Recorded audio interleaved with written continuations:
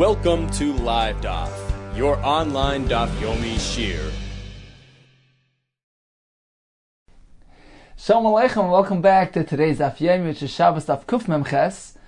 We're on Daf Kuf Mem Zayin on Beis at the last line. Says the Gemara, "Bein machzir nasa shever." We learned in our Mishnah one can't realign, restore a broken bone on Shabbos. That constitutes an act of refuah, an act of healing. In which case, a person might be tempted to prepare the ingredients needed for that remedy, which involve a malacha. So one cannot engage in this form of activity on Shabbos. Bein machzir nasa shever. Omer Rabbi Chana Bagdosa.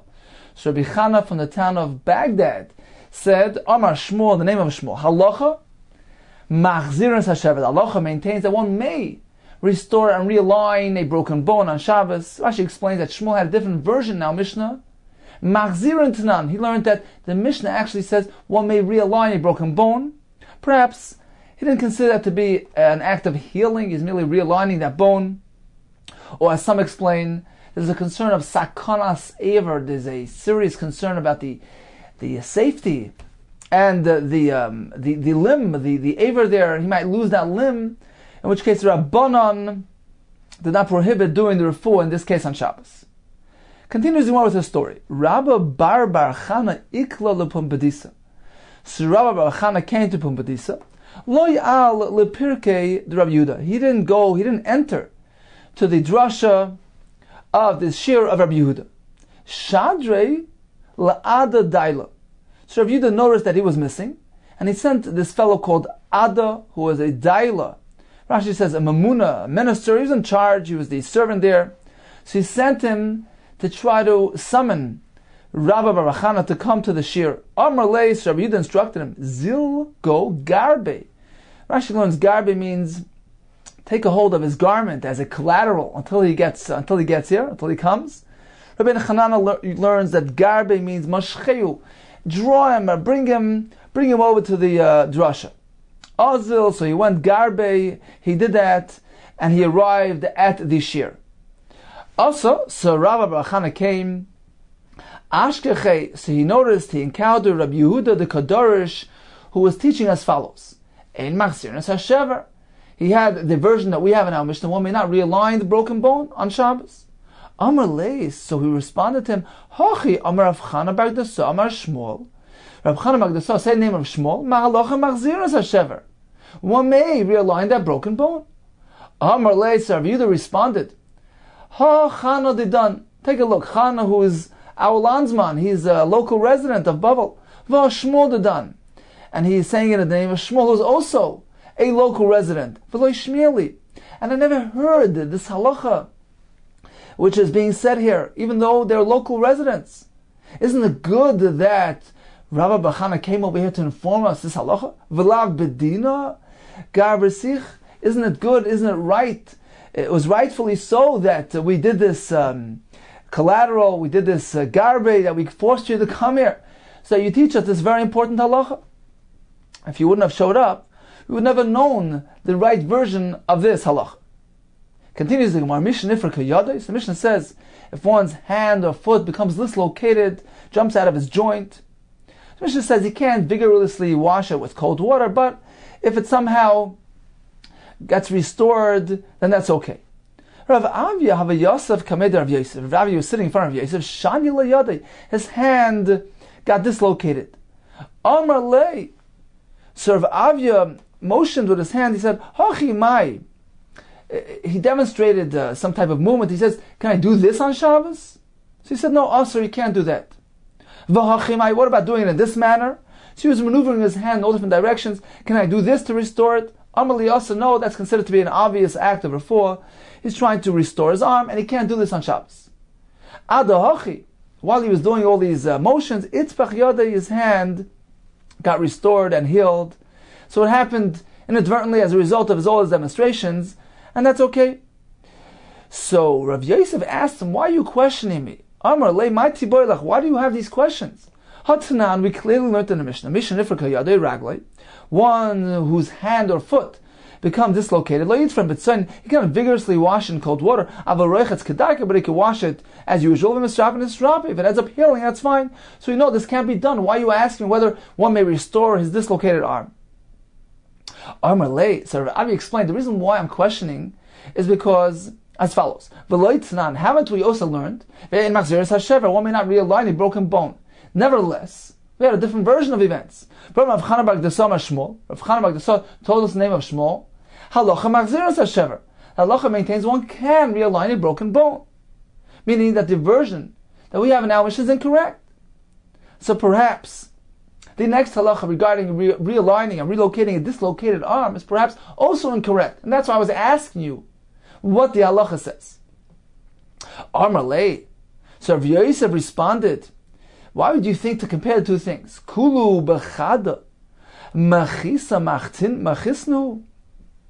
All these things, all these halachas, are you weaving them together? B'chada machisa, in one weave, machisnu, are you weaving them? Meaning, why are you connecting one to the other? Heicha itmar, where we learned that it's an incorrect version. For instance, in the first halacha of realigning a broken bone, fine, then we learned. Heicha de leitmar, however, in the next halacha, discussing relocating a dislocated arm, leitmar. In that case, where we had not learned that it's an incorrect version, leitmar, then we haven't learned. Meaning, apparently the version now Mishnah is correct. The one may not relocate a dislocated arm. There's no reason to question the validity and accuracy of that halacha. Let's take a look perhaps at Rashi inside, beginning on the top line here, top line of the Amid, halacha machziras hashever. So this was Rav Chana bar Gdasa, the name of Shmuel, that we may realign a broken bone. Svirle, now he held, Svirle Shmuel machzirin tanan, that the correct version of our Mishnah is actually machzirin. One may realign a broken bone. So he sent Ada Daila, who was a minstrel, Mamuna, this one in charge, Garbe, he told him, Kach bigdoi, take hold of his garment, until he comes. Also, Rabbah, so Rabbah came to the Shiur Ashkel of Yehuda.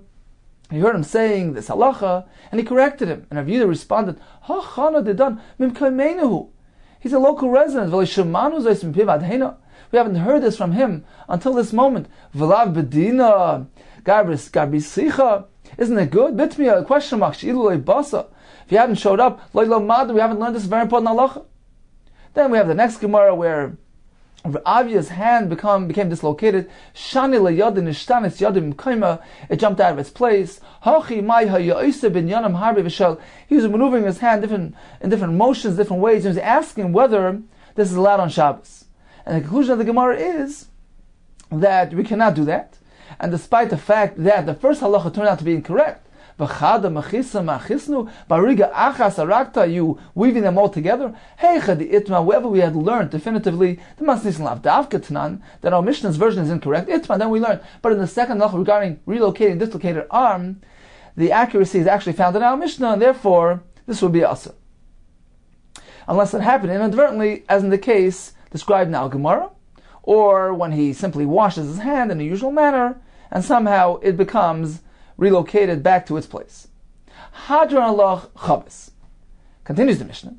Shoyl Adam Mechaver. One is allowed to borrow from his friend Kadayayin, Kadishemen, barrels, containers of wine or of oil, provided that he doesn't use the term halveni. So you're allowed to say hashileni, but not halveni. The Gemara will explain what is the difference between both terms. Likewise, a woman may borrow from her friend kikrois, loaves of bread. What if he doesn't trust him? He's going to return it. So he goes and he leaves his garment by him. Then after Shabbos, he sits down with him and he makes a cheshbon. He calculates how much he owes him in return. Likewise, if Erev Pesach in Yerushalayim fell out on Shabbos, Shecholias b'Shabbos, and this fellow hadn't yet purchased his korban Pesach, what does he do? So he goes to the shepherd, to the farmer there, and gets an animal, maniach talisa etzla, he leaves his talis with him, as a mashkin v'noiteles pischoi, and takes his animal for his korban Pesach, v'oisim cheshbon, la'acha Yom Tov, and after Yom Tov, meaning al Chalamayid, he sits down, he makes a cheshbon, he calculates how much he owes him. Says the Gemara, Amalei Rava bar Rav Chana la'Abaye. What is the difference between Hashileni and Halveni? Maishna Hashileni, Maishna Halveni. Mishnah begins, he can borrow, provided that he doesn't use the term Halveni. Rather, he says, lend me, but he uses the term Hashileni. What is the difference between Hashileni and Halveni? They both mean the same thing. Lend me this item. Amarle. So Abai responded, there's a big difference. Hashileni, when he uses the word Hashileni, he's not going to be tempted to write down, to create a record of this transaction. In contrast to Halveni, then he might be tempted to actually create a record of this transaction and write it down, so he doesn't forget. So Rashi and Tosfos explain to us as follows. Hashileni is generally referring to something which is going to be returned intact. Loan me your car, your shovel, he's going to return it intact, the same item that he borrowed. Halveni, on the other hand, is generally referred to something which is meant to be consumed.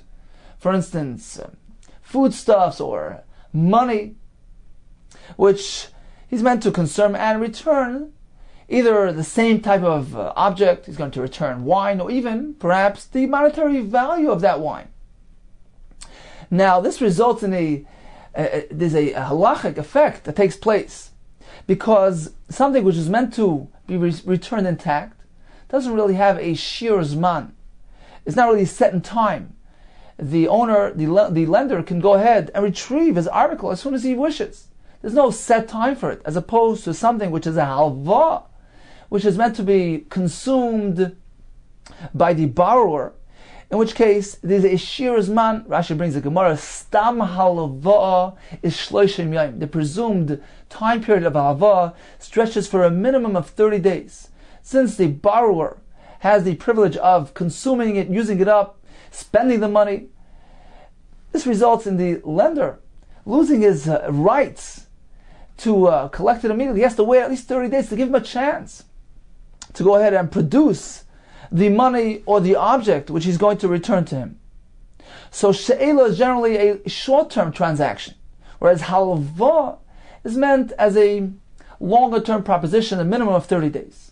So that explains the Gemara. The Mishnah says, use the term she'ela, which denotes a short-term proposition, a short-term transaction, in which case he's going to have to return as soon as the lender demands the return of this item. So although we're speaking about wine or oil, which he's certainly going to consume, he's not going to give him back the same thing intact. But nevertheless, since he uses the term she'ela, that denotes short-term, and since he's going to retrieve the actual type of item, let's say a similar thing that he's lending wine, he's going to return wine, a similar thing, or at least the monetary value, but he's going to have to return as soon as he demands it of him. It's not something which is going to be long-term, so there's no need for him to keep a record and to write it down. As opposed to using the lashon halveni, which denotes a longer-term transaction, something which is going to last at least for 30 days, in which case the lender might be concerned that it might be forgotten. Therefore, he's going to make a record of it, write it down, and write on Shabbos. Therefore, we insist on him using a term hashileni rather than halveni. Says the Gemara. But how do we resolve the concern by simply using this term? Since during an ordinary weekday, zimnan, on occasion, the boy lememer lehalveni. Although a person perhaps has halva in mind, he wants it for a period of 30 days, a longer term loan, and he's not particular about his wording, despite the fact that he has something longer in mind, he uses the word hashileni. And the lender is not very particular about it. He allows him to keep it for a longer period, for 30 days. He allows the status of halva to be applied, despite the fact that he used the term she'ela. So people are not very exact and particular in the accuracy of their expressions. So although he uses the term hashileni, really what he meant was a longer term loan. And the lender knows that. He knows it might end up being a longer term proposition. Therefore he will come to write it down just in case the borrower has a longer term proposition in mind. If that's the case, since wording here is not very exact, likewise on Shabbos, despite the fact that he uses the term she'ela, the lender might think in his mind, well, he really has halva in mind. He's going to keep it for long term. Therefore, I need to go write it down. So what do we gain by advising him to use the word she'ela? Amalei Sabai responded.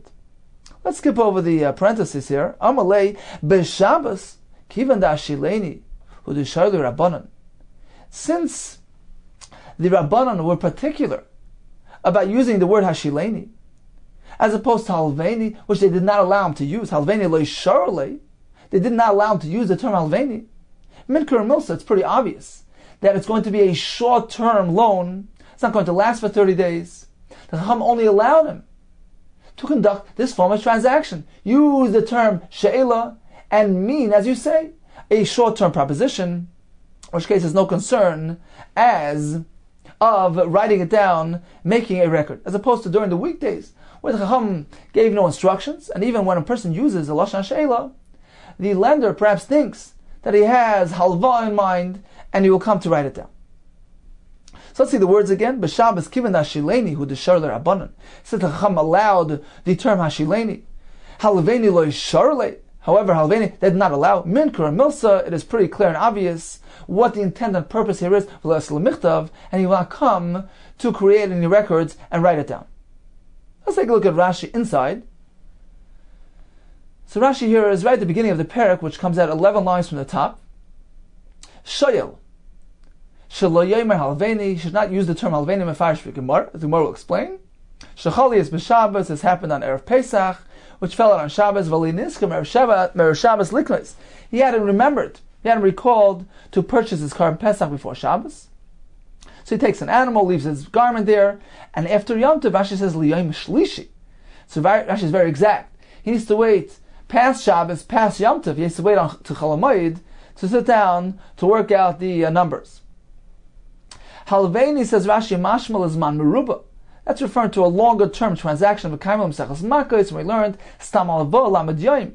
The presumed period is 30 days. The Mavi,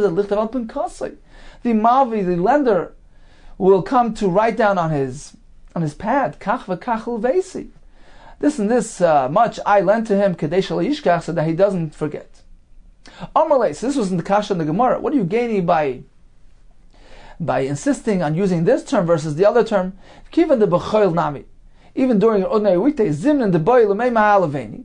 On occasion, he really wants to say Alveni because he has a longer term proposition in mind. But my Shileni, instead he used the word Ashileni. But like copy the lay, the lender is not particular. He allows it to become alva, to leave it for a longer term. B'Shabbos Nami.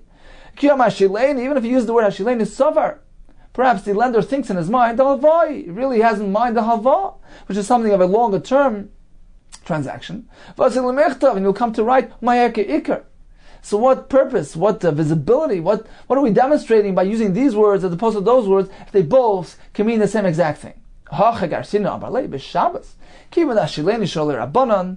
Rabban only allowed the term Hashileni to be employed, they did not allow Halveni, Minkur, and Milsa, it's pretty clear and obvious that this is what's happening, it's a short-term loan, and he will not come to write it down. Continues the Gemara with another kasha that Rava bar Avchanan asked Abai. Amalei Rava bar Avchanan Abai. So this is regarding something which is unrelated to the previous discussion. Michti, let's take a look. Amar Rabbanan declared Kamila de Yom Tov, any sort of exertion on Yom Tov, Kama de Efshel Shani B'Shaninan. Whatever we could deviate and make a shinui from the way it's ordinarily done during the weekdays, we're meant to do so. If that's the case, if that's the formula we work with generally, if so, how do we explain the following custom? Ha-ni-nashi, these women, the Malichatzvayu Maya, who go fill their buckets with water on Yom Tov. My time, Elo Meshanin. How come they don't deviate, they don't do things differently than the way it's ordinarily done? So he answered him, Mishum de Yefsha, because there's no real viable option here. Hey Chilabdi, how should they proceed?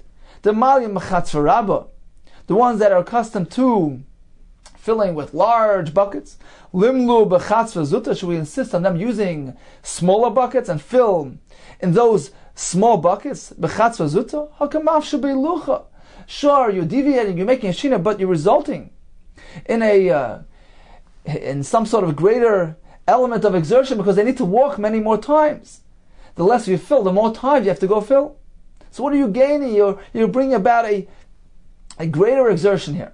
The malim b'chatzva zuta, if they're accustomed to filling in small buckets, lumlu b'chatzva rabba, should we insist on them filling in large pitchers?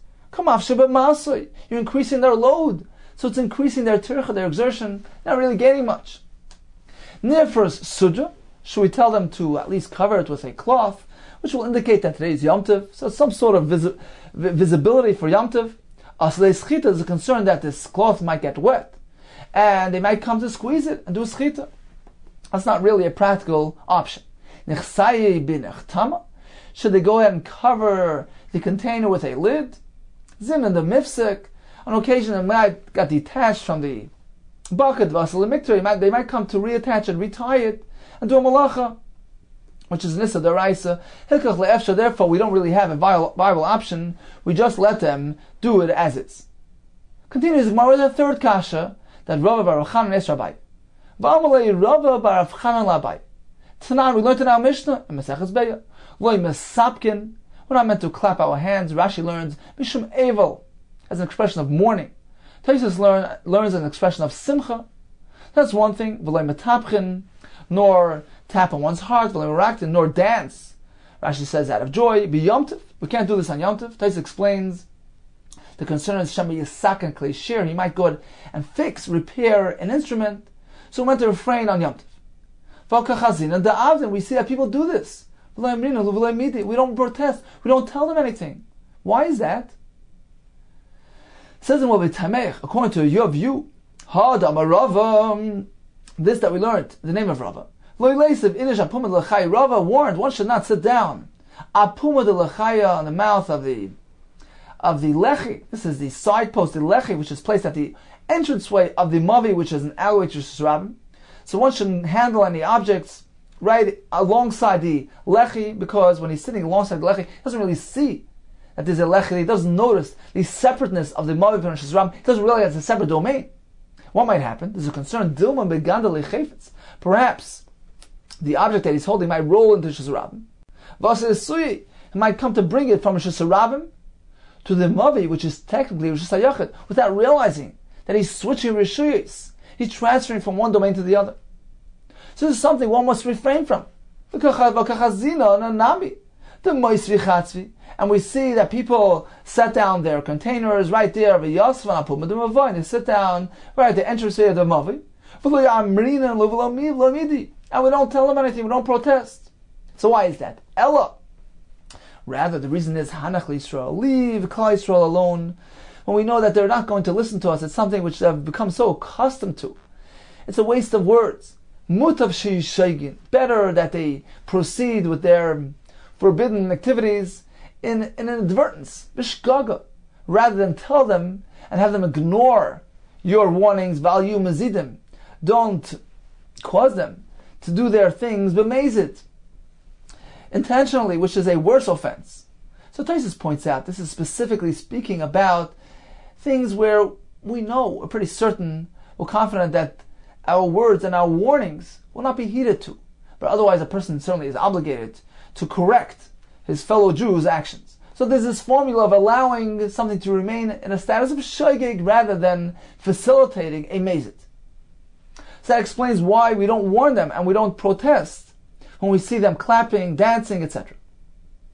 So they figured, that this only applies, this formula of ignoring the misdeeds only applies to Nissa D'Rabban. Abu D'Raisa.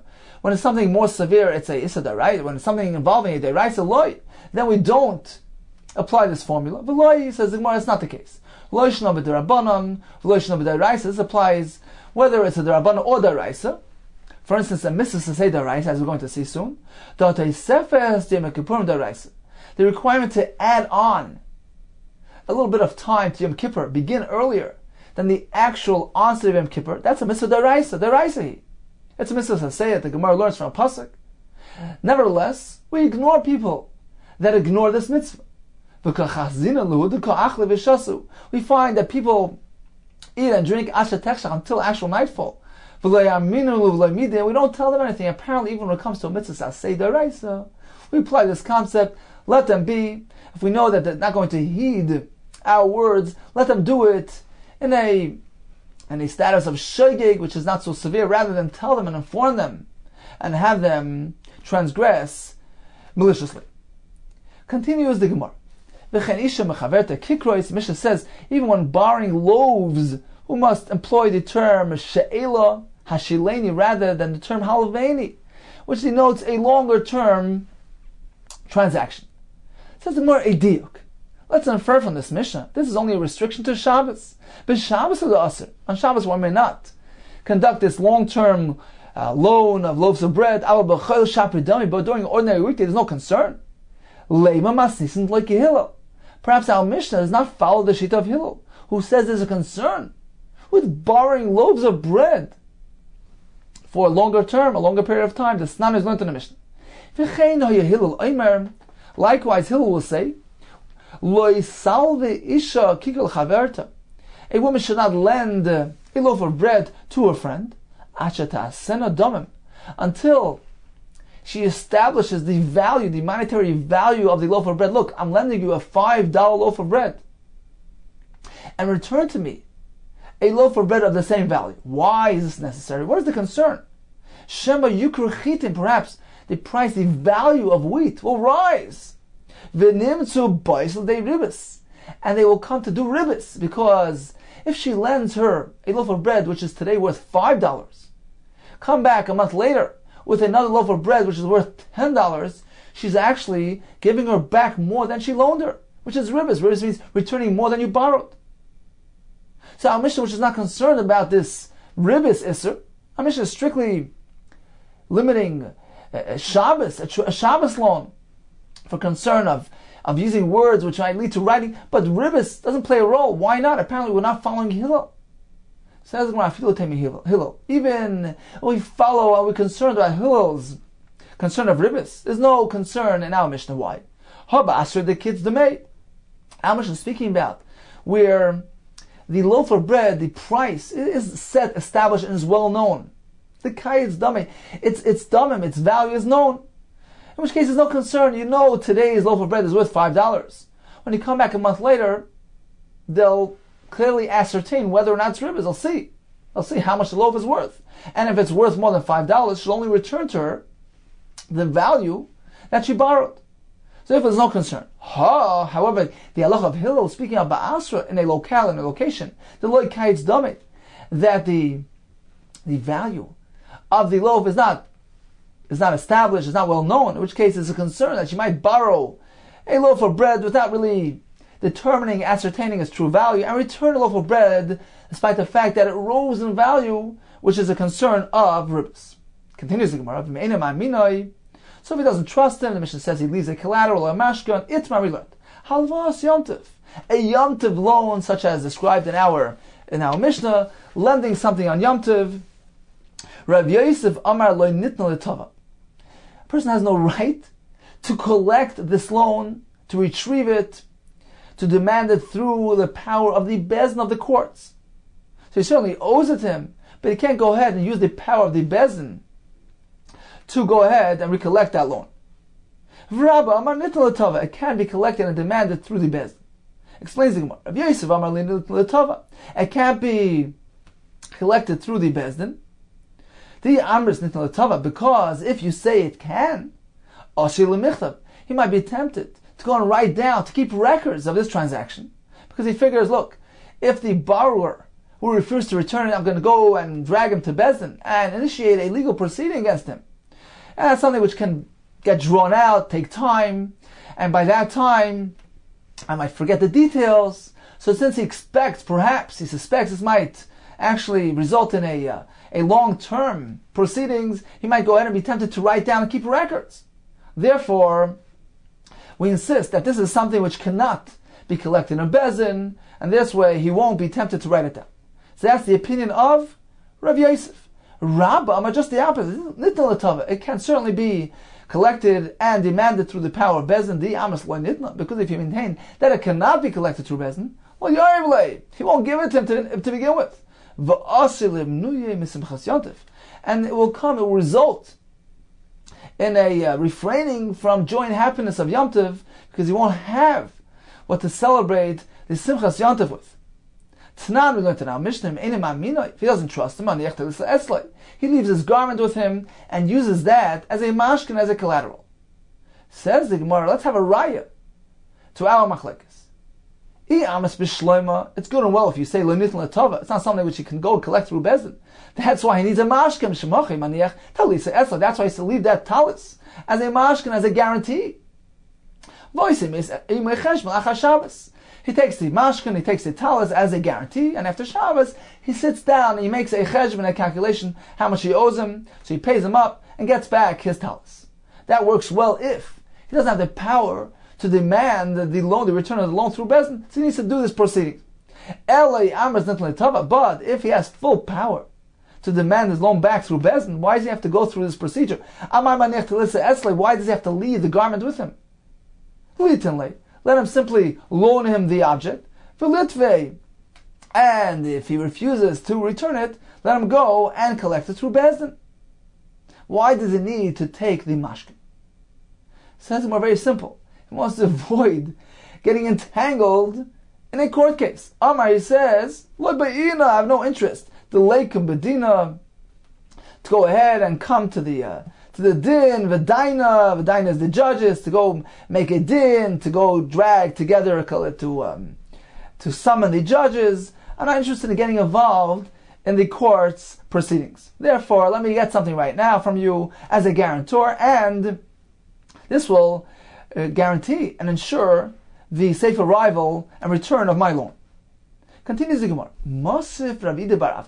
I have a kasha from a Mishnah. The Mishnah here is in Masechah Shvius. Now, a small short introduction is required to understand this Mishnah. There's a halacha that on Shemitah one may not do land work in Eretz Yisrael, farming, etc. And there's also a halacha called Shmitas Ksafim. That Shemitah, at least the last moment of the Shemitah, last moment of the 7th year, adversely affects a loan, which was loaned prior to that moment. So Reuven lent Shimon $100, comes the last moment of Shemitah. Shemitah is mishamit that loan. It affects that loan. Reuven needs to relinquish his right to demand and collect the return of that money. That's called Shemitah's Ksafim. Now, another point that needs to be mentioned here is at the time of the Mishnah, they used to be Mekadesh, sanctify the Rosh Chodesh and the Rosh Hashanah through the Eidos, the testimony of the witnesses who came and testified that they saw the new moon. Now, prior to their arrival, they would have to cover all bases, and out of uncertainty, they would begin their Rosh Hashanah a day early. They weren't sure whether the Elul month, this was the last month of the 7th year we're speaking about, the last month of Shemitah, whether that month is going to contain 29 days, and the 30th day will actually be the first day of the next month, the month of Tishrei of the 8th year of the next year, or whether Rosh Chodesh will only take place the following day. They weren't sure about the developments of the events, when the Edom will show up, so they began the Rosh Hashanah on the 30th day of the Elul month, and there was some uncertainty as to the status of that day. They observed it as Rosh Hashanah, but it was pending, so to speak. Perhaps today is actually Rosh Hashanah, because the Elul month of that year will only have 29 days, will not be a leap month, and that day is actually the first day of the following month, first day of Tishrei of the 8th year, the true Rosh Hashanah day. Or perhaps it's going to turn out that the new month will only begin the following day, the second day of Rosh Hashanah, and the first day of Rosh Hashanah will actually turn out to be an ordinary weekday, the 30th day of the Elul month, which will turn out to be a leap month. So that first day of Rosh Hashanah actually turns out to be the last day of the 7th year, the Shemitah year. And the second day of Rosh Hashanah is actually the true Rosh Hashanah, the first day of the Tishrei month of the following year, of the 8th year. Says the Mishnah, Hasheicha is a para, so this fellow did shchita on his para, v'chilka b'Rosh Hashanah, and distributed to his customers on credit, and it was on Rosh Hashanah, on the first day of Rosh Hashanah. Now, Shemitah, as we said, is mishameh the loan, will make him lose his rights to collect, to demand the return of this credit, which is considered to be in a status of a loan. Now, Shemitah is only meshamet at the last moment of Shemitah. Now, this first day of Rosh Hashanah, we're unsure as to the status of it. Is it the last day of Elul? Is it day 30, the leap day of Elul? In which case, the loan that is loaned at that day gets affected by Shemitah, which is actually the last moment of that day. So it affects anything that took place, that transpired up until that moment, including the distributing of the meat on that day, or is that first day going to turn out to be the first day of Tishrei, the first day of the 8th year of the cycle, meaning the year after Shemitah, and Elul will turn out to be a non-leap month, only a 29-day month, in which case Shemitah ended right there, meaning before this day Shemitah had already ended, in which case Shemitah doesn't affect the loan that took place, that transpired on this day of Rosh Hashanah. So do they owe him that money? Can he go collect it? Can he demand that loan or not? So it depends on what happens. There's a version which says Elul.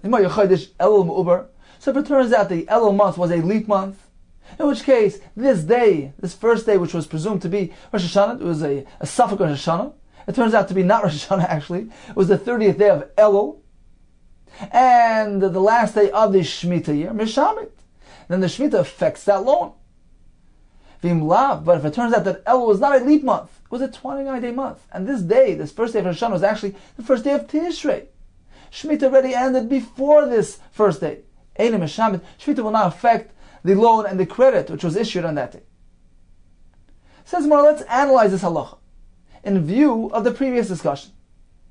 If a Yom Tov loan, so he's loaning them this meat on credit, if it cannot be demanded back through Bezdin, so that refers to any Yom Tov loan, not merely the Yom Tov of Shemitah.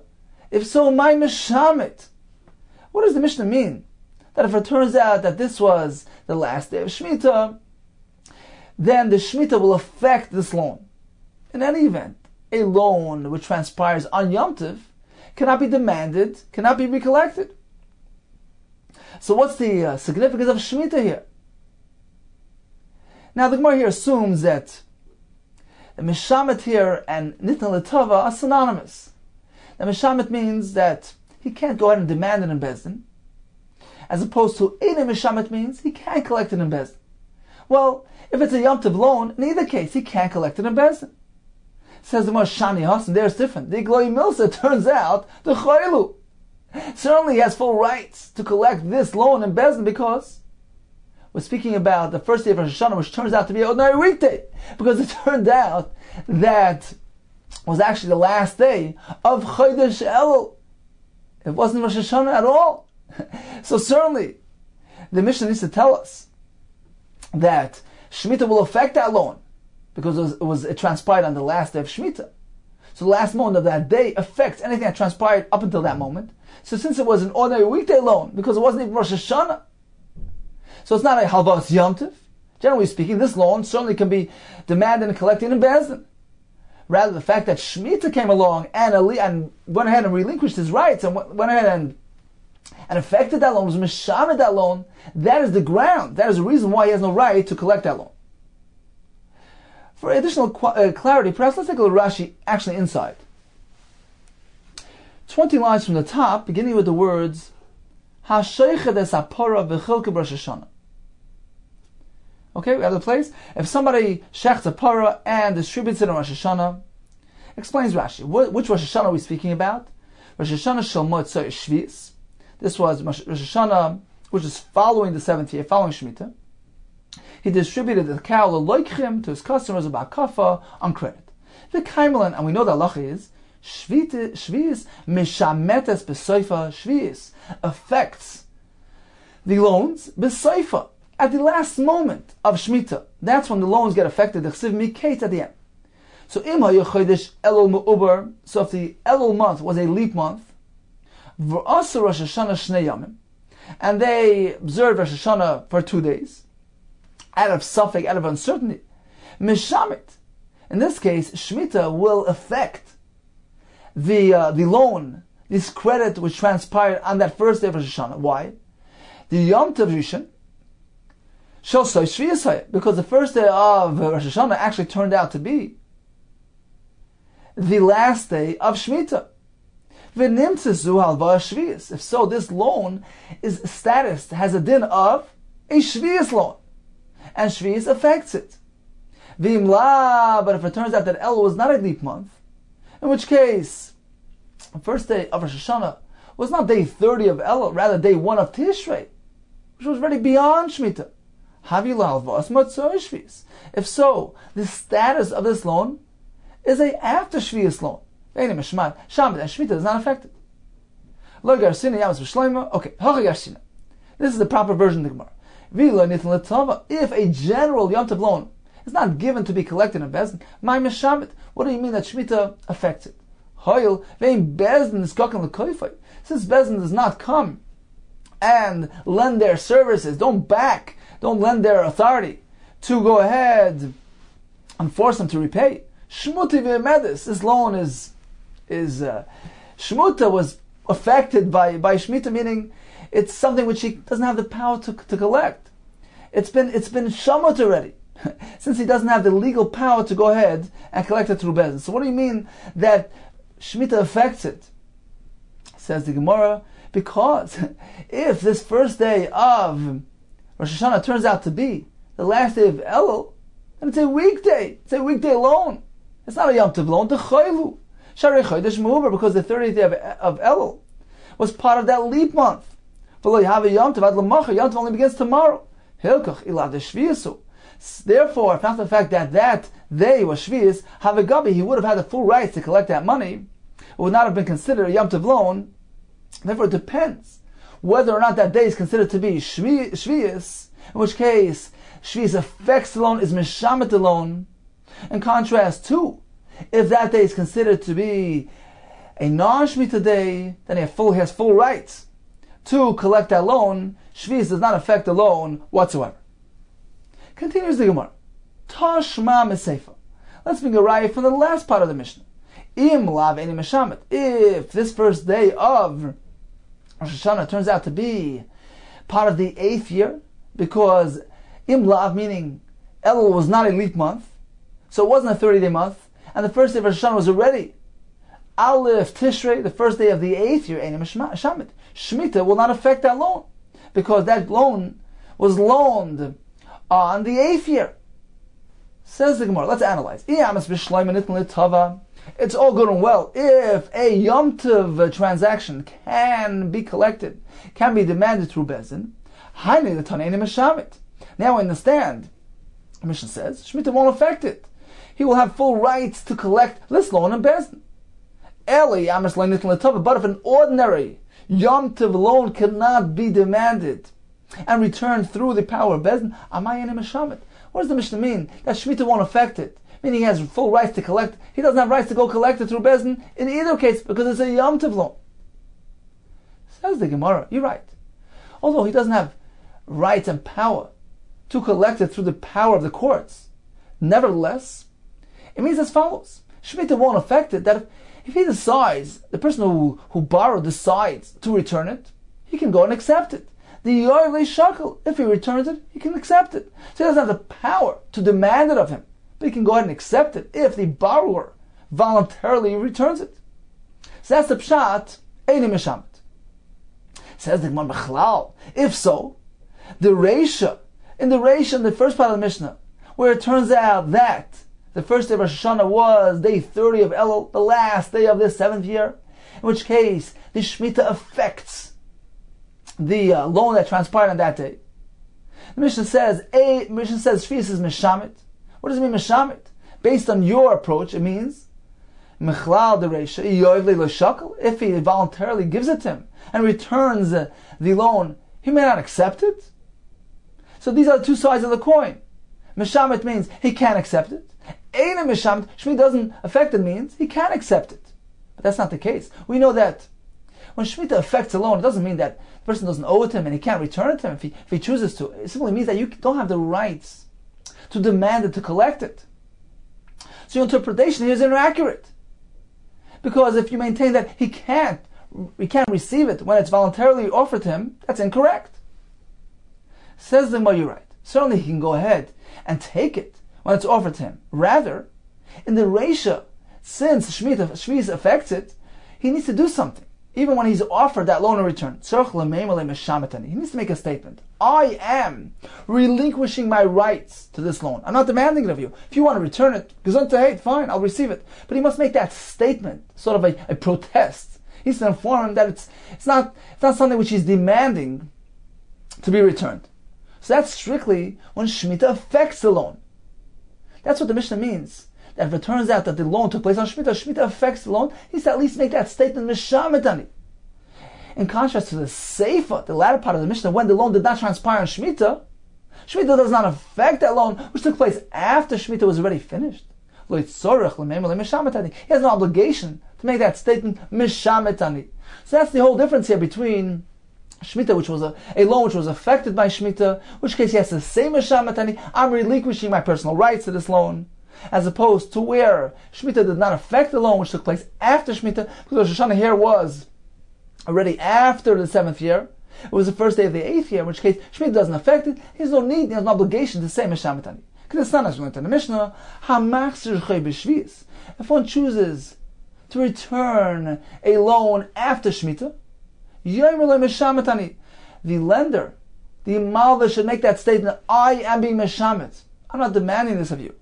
I'm relinquishing my rights and my tviyah to this loan. If the borrower is a nice fellow, he says, look, I know that. Even so, nevertheless, I want to return this loan. He should receive it. He may receive it from him because it says, V'zeh dvar Shemitah. This is the word of Shemitah, meaning, even if he receives it in return, he needs to say, it was Shemitah. I am relinquishing my rights. As soon as he makes that statement, he has fulfilled his obligation, he will receive the loan in return. Continues the Gemara. Rav Avya shakal mashkoina. This is going back to the halva of Yom Tov. This loan which took place on Yom Tov. Rav Avya's practice was, he would take a mashkin, a collateral, to ensure the safe return of his loan. Rabbi Bar Ula, he did something different. Marin Marumi, he would make a pretense. He wouldn't take something on Yom Tov, actual Yom Tov, but he would wait after Yom Tov, and he'd somehow get a hold of an object of this fellow, perhaps a borrower, and then he would hold on to it and say, look, this is being held on as a mashkan, as a guarantee, as a security for the loan which I gave you yesterday on Yom Tov. Continues the Gemara. B'chein of Pesach, and we learned that if a person had not yet purchased his carbon, and it was Erev Pesach, it fell out on Shabbos, he goes to the shepherd, to the animal merchant, gets a hold of a carbon, and uses it. Magdish Adam Pischa b'Shabbos. Generally speaking, a person is not allowed to make hegdish on Shabbos. We're going to learn certain, it's contained in the Mishnah. But a person may be magdish a Korban Pesach on Shabbos, which is Erev Pesach. He may say, this should be for my Korban Pesach. He may sanctify it. Likewise, regarding being magdish, sanctifying the Korban Chagiga, on Yom Tov, the day of the Akrov of that Korban, he can do that without any concern. Says the Gemara, name a Messiah. Perhaps we have a riot to this halach from our Mishnah.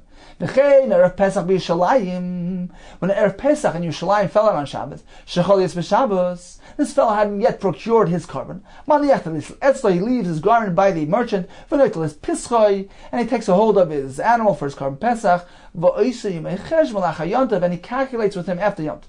So apparently, he's getting a hold of a fresh animal here, and he's making it a hegdish on Shabbos. So apparently it's allowed. And according to Rabbi Yochanan, says the Gemara, not so quick. You know what we're speaking about? That this carbon was already a hegdish. He's not purchasing a new carbon. We're speaking about joining a group. So this fellow hadn't yet joined a group for the carbon Pesach. So the carbon Pesach was generally eaten with a chabura, with a group, and he hadn't yet joined a group. And it's already Erev Pesach, it's Shabbos. So he approaches this fellow who created a group, and he says, look, could I join your group? This fellow is joining others with him on his Korban Pesach. He's making him part of the group. This Korban Pesach was initially already Hegdish. He's not initiating a new Hegdish. He's simply joining a pre-existing group on a pre-existing Korban Pesach. So this is unrelated to Rabbi Yochanan's halacha of sanctifying being Magdish Korban Pesach on Shabbos. Says, how can one do that? How can one join a group on Shabbos or Yom Tov? But we learned in the Mishnah, why not join a group? Initially join a group on Yom Tov. This is a halacha that one can't do this on Yom Tov. So how can one go ahead and form a group on Yom Tov? Says the Gemara Shaniacha here, it's different. Kiva the Ragel Esle, since this fellow apparently is accustomed to be part of this fellow's Karban Pesach. It's as though initially he had already joined the group. This fellow already had him in mind and mentally considered him as part of his group. It's not considered to be initiating a group. He's simply doing it for the confirming and as a formality, but really technically he already joined the group before Shabbos. Didn't Rashi teach us? A person can go approach a shepherd, who is accustomed to frequenting, and he offers him a sheep for his Karban Pesach, and he makes it hegdish, and he uses it for his Karban Pesach. So here we see that he's initiating a hegdish on Shabbos. Says the Gemara, Hasamnami there as well. Kiva the Ragel Esle, since this fellow is a steady customer of this shepherd, initially before Shabbos, this shepherd expected this fellow to show up tomorrow, and he already made this Karban Hegdish on his behalf. Says the Gemara, what do you mean? Magdish Tani. Rav Oishi Kli says that he takes the animal and he's magdish it on Shabbos. Hegdish ilu midrabanan. We're speaking about an additional Hegdish. Rashi says, Hegdish ilu ma'ala ba'alma. It's an added, it's an advantage to do this. It's an enhancement of the kedusha of the Karban that the owner himself should make the Hegdish. But technically speaking, the shepherd already had in mind and made this Karban Hegdish. This is a din d'Rabbanan to add the additional Hegdish, but really it's considered to be Hegdish before Shabbos. Says the Gemara, Umi Amar Rabbi Yechon Hachi. The Rabbi Yechon really say that a person can make a behema Hegdish on Shabbos or on Yom Tov. Umi Amar Rabbi Yechon Hachi, Va'amar Rabbi Yechon. The Rabbi Yechon tells us halacha Stam Mishnah. The halacha follows a Stam Mishnah which was taught anonymously without a name attached to it. And we have a Mishnah which clearly tells us one cannot do this on Shabbos or on Yom Tov. But Tanan, we learned in a Mishnah in Meseches Beya, Loi Ma'agdishin, we may not make Hegdish, Loi Ma'arichin. This is uttering that commitment to give to the Hegdish the value of a person. Loi Ma'achrimin, or to make a Cherem. This is also a form of setting aside one's property for the sake of the Hegdish. Why can't he do this on Shabbos? Because it's like transferring an object from one person's possession to the Hegdish, which is another domain. So it's similar to Mekach to a form of transaction, of business. One can't do this on Yom Tov or Shabbos.